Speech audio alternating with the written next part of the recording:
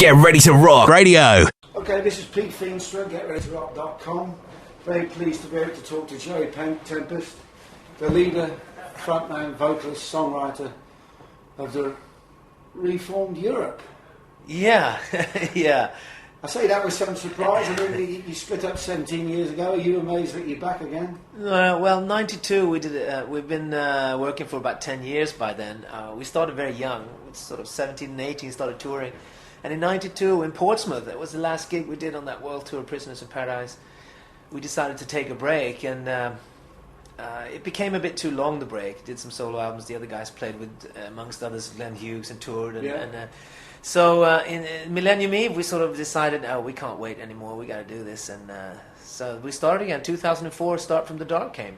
Yeah. And since then, it's been non-stop. But the Millennium thing was a kind of you couldn't have written a script for that. Really. No, to come back on that night. We were invited by sort of a private entrepreneur guy who wanted to do something special in Stockholm. And he put on this show, and we played Final Countdown just before midnight, and it was probably on the streets. People were outdoors. We played outdoors. Actually, it was cold as hell. There's 500,000 people on the streets, and we played the Final Countdown just before midnight. Yeah, it was amazing. But the amazing thing with that thing was the rehearsal with John Norum again prior to the show, just to be together again and feel the vibe and realize how much we've been missing each other. And then we just had to finish some solo contracts. Therefore, it took a few years before Start From the Dark came. And moving on from that, your solo albums. Oh yeah, I did 3 in that space. I was going to do 1, but they were completely different. Yeah. Singer-songwriter. Well, I just wanted to educate myself a little bit to where rock and pop and lyrics and lyricism, where everything came from. So I started digging more singer-songwriter artists, especially from America. Though we talked about Neil Young earlier. Jackson Browne's one of my favorite. Did you get behind those albums at all? Yes, I did some touring with some musicians that I didn't know so well, obviously. But we did a European tour. We did some other touring. But that period of my solo albums was more to educate myself and on singer-songwriter, and hopefully I brought some of that knowledge now for writing lyrics with Europe as well. Good. We should talk about the new album, but first the new 5-track that you've put out. Yeah. Last Look at Eden. The actual title, the title track is a very strong lead track. Does it represent the band's new muscular direction, would you say? Yeah, Last Look at Eden is a good example. It's got that dramatic feel, majestic, but it's still a pure rock song as well. Yeah, it's very Zeppelin. Yeah, I suppose so, because our young producer guy, came up with this idea. Why don't we go to Czech Republic and record strings? So we went to Prague, and after that, it took on more of a Led Zeppelin feel, I think. Before that was straightforward rock song, but the strings did help, Does that mean that you think that Europe are going to be pitching themselves more towards the kind of heavier, weightier end of the rock market? I think so. I mean, Secret Society, which got some good reviews in England, before this became heavier. And in Start From the Dark, our comeback album, people know it's very raw, very heavy. So we haven't left that formula at all. We can't help but use John Norum's heavy guitars as a feature instrument in the music. Quite so. And then write around that. But this album, though, Last Look at Eden, also has the most influence from the 70s that we had in the 70s, and even maybe traces back to our own 80s albums more so than the first previous. This one has sort of it's a bit broader in that sense, I think. Yeah. You've been quoted as saying sometimes it takes a while before you know which song will be with you forever. Do you feel that's the case with Last Look at Eden, the actual track? Yeah, we've been playing it live now for this summer. We're doing festivals, and it's already proven to be one of those songs that's going to stay with us. There's a few songs we play live. Start From the Dark, the song Start From the Dark we play live. That's going to stay with us. It's just some songs from each album sort of gets their place on the set list, and they never really leave. Even Seven Doors Hotel from our very, very first album is still on there. So, I mean, Last Look at Eden is proving very, very promising for the future. Yeah, so the general emphasis seems to be not back, but you're looking towards classic rock as your genre that you're going to attach yourself to. Did you feel trapped? I'm going to ask you the obvious question about the big hit. I mean, did you feel trapped by that? Is that one of the reasons John left the band? Because you went... What happened with the Final Countdown, that was our third album, the two previous, Europe and Wings of Tomorrow, was guitar-based hard rock album inspired by British hard rock music, basically. That's how we grew up. And the third album, we got a record deal in New York with CBS. So you ended up $1 million deal, and they recommended a producer, Kevin Elson, who's produced Journey, and we were excited because we really liked Steve Perry and Neil Sean. We really loved their singing and guitar playing in Journey, so we were excited getting this producer, and he did a great job. But what happened was, on our third album, the guitar went down in the mixing a little bit, and they were mixed more for American radio. Final Countdown was mixed for American radio, but he did a great job, and the album did great for us. It opened up the whole world. But I think, as far as mixing guitars, they went down a little bit. I don't think John was too excited about that. And also, in those days, he only wanted to play guitars. These days, he's okay with photo sessions and TV shows, but in those days, it was only playing guitar. And you can imagine how many playback shows and TV shows we were invited to. It was a very strange period for a live rock band to have that big crossover hit for us. But I can't say that. I mean, we love playing this song live. Of course. However, if it's mixed on the album, it's really a magnificent song to play live, and the communication with the audience is great. You know. And one that you wrote. I mean, did it feel good did you feel it was going to go when you actually wrote it? Yeah, I was very excited about the song. It was more like a movie soundtrack for me. I didn't present it as a sort of a crossover or this is going to be a hit or anything to the guys. I just said this. Remember, we talked about having a song to open our show, to have something dramatic, to have something to build up people's expectations. I think I have the idea. And this old keyboard riff I had since college days. I borrowed a keyboard from a guy in school, which happened to be Mick Michaeli, actually. So I kept that idea. And when we did our third album, we said, let's have an opening track for our show. It was over 6 minutes long. It was never meant to be some sort of a hit or anything. So yeah, it was exciting to write that song because it was so different. But going back to Start From the Dark, you seem to want to start with a clean slate, and yet you hired the very same producer. Yeah, we did. Because we wanted to do our own thing, and we knew that Kevin was a good friend. We kept in contact over the years.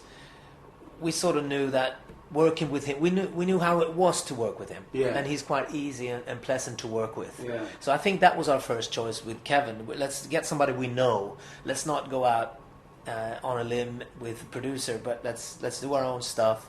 And with a guy we know, that's why we wanted to do it. And getting back to the 5-track, You Devil You, that's another new song you presented to the fans. Yeah, UW it's a good example of the album tracks, the groovy style, the 70s influences. And the bass is well up in the mix on that. Yeah.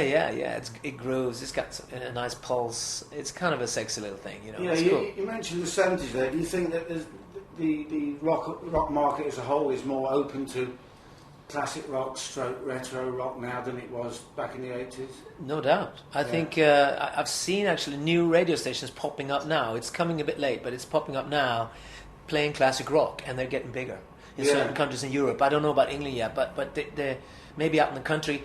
But yeah, the classic rock genre, and that incorporates some hard rock bands, incorporates some metal music. That's a good point. And it's a need for it. Yeah, because for so long now it's been disappearing from radio and media that it's sort of finding its way back. And do you think Europe and rock in general can cross over to a new generation? Is that your feeling? Well, when we're out playing live, we tour a lot now, and we see a new generation out there, definitely. That's interested in the hard rock or metal, and it's wild out there on the festivals in Europe. I'm telling you, it's really wild.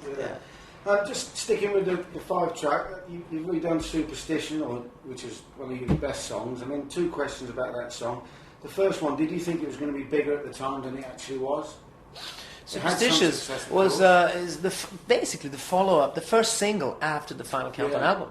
Yeah. And we were still signed to America. Everything was run from New York, and Superstitious went quite well. Top 40 in America for a long time, maybe even top 20. I don't remember exactly. It did the business. We did some great touring on that album and that song, actually. Right. Yeah. And it's also thinking about the way the band's going now, stylistically. It's got a great Deep Purple style keyboard riff on it, and then it's also got kind of an 80s arrangement, and it almost suggests the two tensions and stylistic tension of the band almost. What was that on Superstitious? Yeah. Yeah. You've got a great big keyboard riff, which suggests that you could have gone, as a band back then, you could have gone in that direction. but maybe your producer was pushing you? We always tried to end up being a guitar-based band. Right. There was a period in the 80s I was very fascinated with keyboards. I just grew up outside Stockholm, and I started to realize that keyboards were finding its way into hard rock music, especially through Van Halen and Jump, and it was a fascinating time experimenting with this thing. And I think Final Countdown is a great example of marrying guitars and keyboards. But that was one of those periods for the band. But if you think about Europe's first 2 albums are guitar based, and the last albums from even from Prisoners are more guitar based. But we use keyboard in a very more subtle sense, but they're still very important. And on the last Look at Eden, we have brought them back a little bit more. But the B3 organ was there all along. It's always in the studio. But as a songwriter, thinking about your input into the band now, and going back to that time where you really were a top chart band. And you had the American producer and you had the American record. Did you feel any pressure to change the way you wrote your songs? Not really. I mean, everybody... Other than following up your commercial success? Yeah, of course. After the Final Countdown, everybody on Out of This World, the follow-up album, I think people in the record business maybe, and our record company, expected us to do another Final Countdown perhaps. But we never even considered recording anything. I'm sure I tried some demos in that vein, but I never... The decision was to never try and do something, and that's obviously it was a good choice because we're still here now. We're having some good vibes around the band now because we didn't milk anything. We didn't try to keep doing 80s albums. We just wanted to create something new, and I think that's why we're still here. Really, we could have destroyed ourselves. We could have self-destruct, by doing Final Countdown 2, 3, 4, 5, 6, and then you would never have seen us again. Was it always the case that between you were going to come back? Yeah.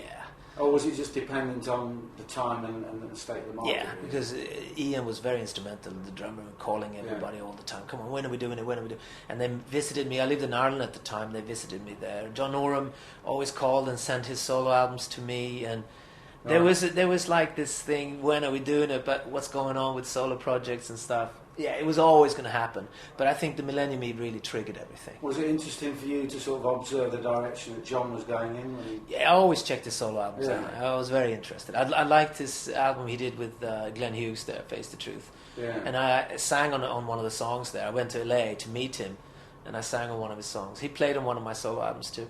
So, I'm always fascinated with John. I mean, the story with me and John goes back. I mean, he was 14 years old.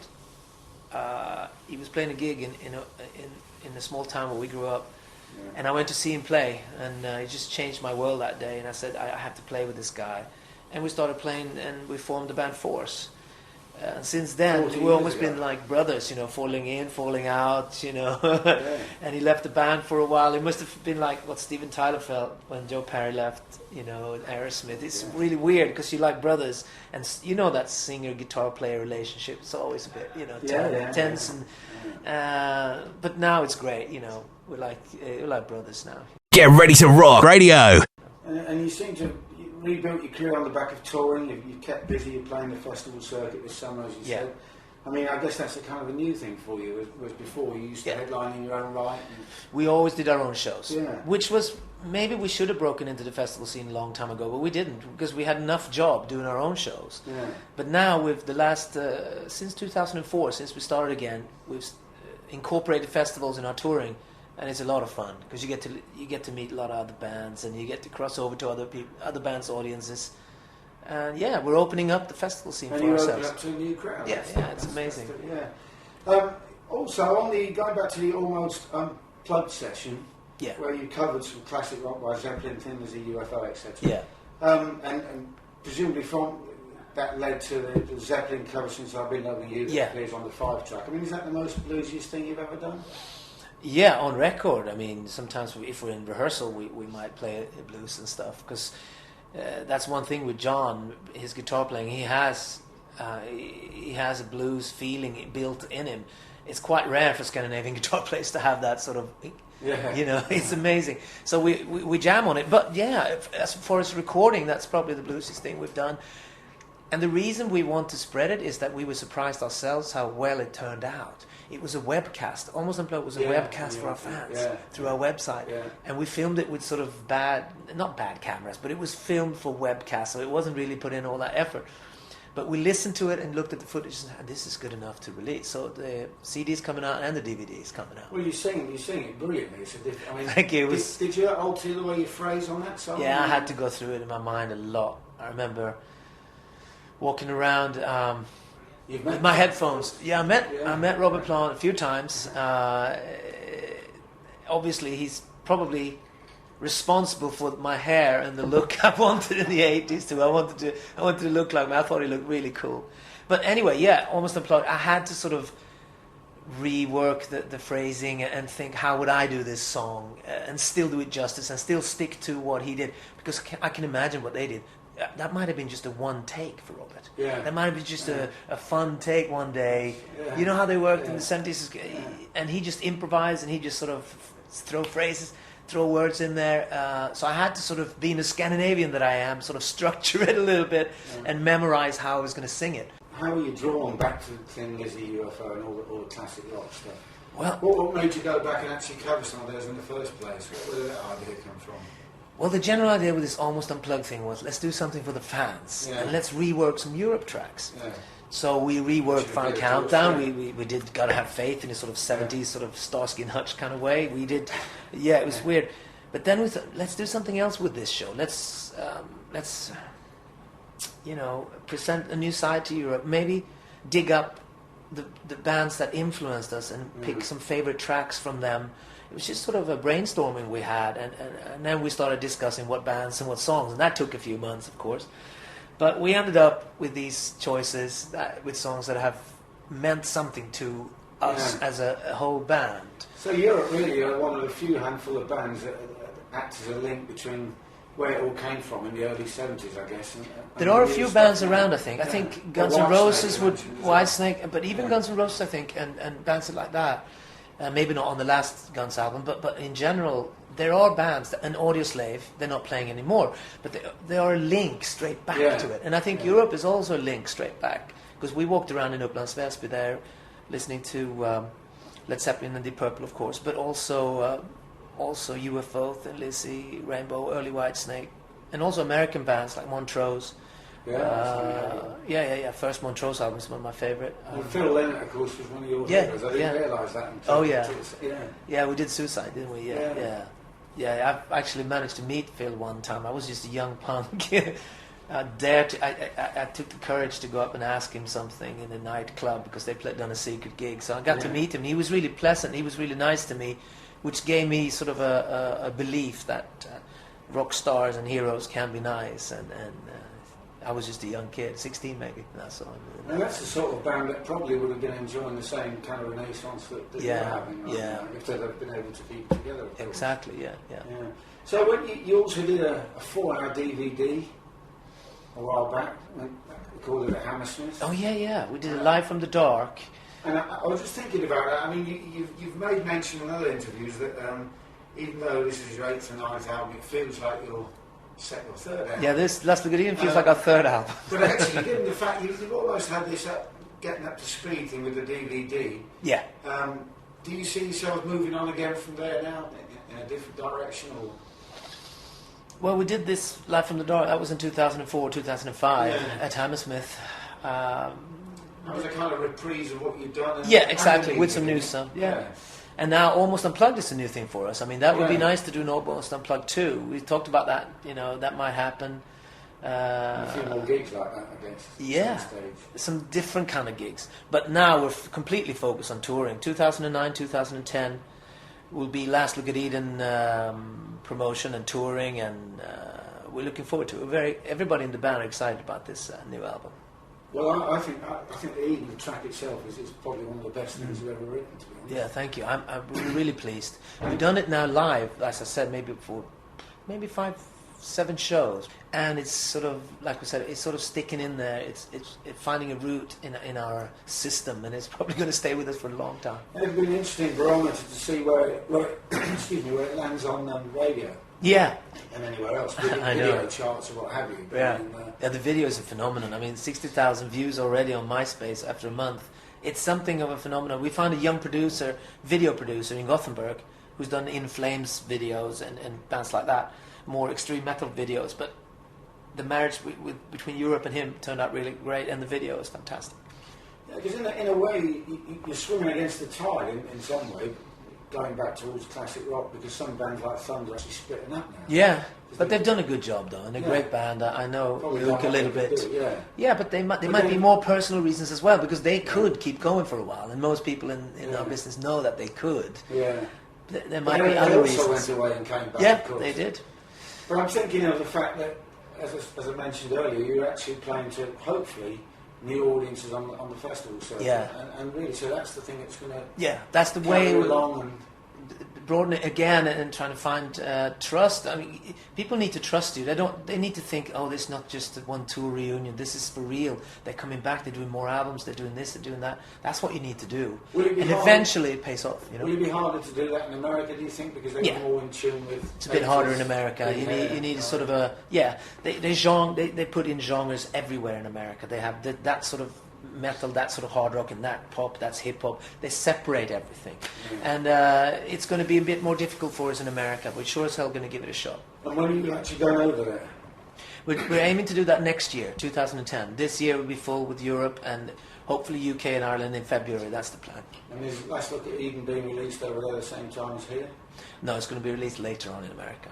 We want to get some results here. We want to work it hard and bring those results over there and show them that this is what we're doing. Yeah, that's understandable. Do you think that the rock market as a whole is more open to classic rock, retro rock now than it was back in the 80s? No doubt. I think I've seen actually new radio stations popping up now. It's coming a bit late, but it's popping up now, playing classic rock, and they're getting bigger in certain countries in Europe. I don't know about England yet, but they're maybe out in the country. But yeah, the classic rock genre, and that incorporates some hard rock bands, incorporates some metal music, that's a good point, and it's a need for it. Yeah, because for so long now it's been disappearing from radio and media, that it's sort of finding its way back. And do you think Europe and rock in general can cross over to a new generation? Is that your feeling? Well, when we're out playing live, we tour a lot now, and we see a new generation out there, definitely. That's interested in the hard rock or metal, and it's wild out there on the festivals in Europe. I'm telling you, it's really wild. Yeah. And getting back to the 5-track, UW, that's another new song you presented to the fans. Yeah, UW it's a good example of the album tracks, the groovy style, the 70s influences, and the bass is well up in the mix on that. Yeah. It grooves. It's got a nice pulse. It's kind of a sexy little thing. Going right back to when you first started, Joey, I mean, were you just trying to emulate your heroes at the time, or were you trying to hone a distinctive Swedish rock sound? It's a good question. I think when you're young and a teenager, you do listen to a lot of, you get influenced by bands. As I said earlier, we walked around. It was everything. It could be anything. We listened to Frank Marino. We listened to Uli Roth solo albums. MSG was Michael Schenker Group was very instrumental, very important for us. Even Number of the Beast with Iron Maiden, UFO albums. Yeah, it kind of covers the Spanish. So in a way, you couldn't not be influenced by those albums. But I think Europe is one of those bands that we sort of found our own thing as well. The melodies, the melancholy maybe in the lyrics, the guitar, John's guitars, and the solo. I mean, to find a solo guitar player like that, solo guitar player like John, to find a guy like that in Scandinavia, it was amazing. A world-class player, hidden away, coming from Norway, northern Norway he's born, you know. We had something special from the beginning, and my love for songwriting. I mean, I remember meeting in rehearsal with John, and John was like, I've got to practice my guitar solo, I got to do this, I got to do... Yeah, but we got to start writing our own songs, I said. You know, we're playing some covers now with UFO, we're doing this and that. Because I came from a band earlier that I already started writing, so I introduced, let's do our own songs, and John was like, yeah, show me something. And the great thing with John was like, oh yeah, I love that song idea, I love the way you write. So that sort of snowballed, and we started writing our own tracks with a fantastic guitar player, and it's sort of, we felt like an international band, and that was the whole idea with altering some of our names, stage names and everything. The thing was, we wanted to be an international band. We had posters of Thin Lizzy touring in Europe, and that's what we wanted to do. That was the dream. And Not to tour in Sweden, but to tour in Europe. I guess there weren't too many other bands in Sweden back in the late 70s No. doing what you do. There were a few, but they didn't Even manage to get Martin. outside of Sweden. They didn't sort of manage to get outside of Sweden. And they were mainly metal, I guess. Yeah, more metal side, more new metal, or whatever they call it, British metal. They called it, didn't they? A long They time did ago. in the 80s. Something like that. Yeah. Yeah, and again, thinking about British metal and back to the 80s, you've actually spanned almost 3 generations of music almost. Yeah, that sounds scary. Well, it does, but it's also the genre in which is classic rock or its broader configurations is something it's on the up again. We can see that. Yeah, by the it audiences is. at festivals. Yeah. But the interesting thing about Europe, and we're going full circle in this, is that you've ridden 3 waves of this now. Yeah. And you seem to have come out the other end and stronger. And on that subject as well, songwriting. I mean, do you find it easy now to come up with lyrics based on the fact that you've got 40 years behind you of being in a band and life experiences and what have you? Yeah, the 3 solo albums I did when I started singing songwriters, that was good for me lyrically, and also living abroad since I was 24, 25. Since I moved out of Sweden in 87, 88, I think it has helped. John lived in LA for 15 years. Both him and me sort of have an international feel for music. We always listen to English and American bands, never Swedish bands. So I think all this has paid off. And we just got, like you say, I think it's full circle. I think Last Look at Eden is a great summary. It has the elements. It has the modern rock thing that we want to achieve, the relevant sort of, we want to be relevant in some way. We want to be creative and interesting in some way, but it also has that tie in with the 70s. It also has that tie with the 80s. Last Look at Eden has those 2 elements together with a young producer who's making it sound relevant today. Absolutely, and I really hope it does well too. Thank you. Pleasure talking to you. Have a Thank great you. festival. All right. Summer. Yeah.